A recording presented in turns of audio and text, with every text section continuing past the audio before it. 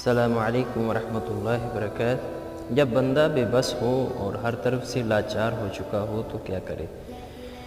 رسول اللہ صلی اللہ علیہ وسلم نے فرمایا، اور طاقتور مومن کمزور مومن سے بہتر ہے اور اللہ کے ہاں پسندیدہ ہے، اور ہر ایک میں بھلائی ہے۔ جو چیز تجھے نفع دے اس کی حرص کرو اور اللہ سے مدد مانگتے رہو، عاجز نہ بنو۔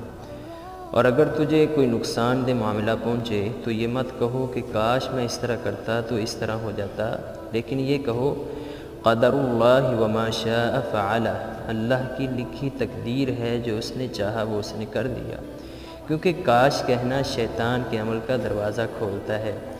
حدیث کا مطلب یہ ہے کہ بندے کو کوئی نقصان پہنچے تو کاش کہنا اور یہ سمجھنا کہ میں اس طرح کرتا تو یہ ہو جاتا، تو یہ شرک ہے اور شیطان کو خوش کرنے والی بات ہے، بلکہ اپنا ہر معاملہ اللہ کے سپرد کر دینا چاہیے۔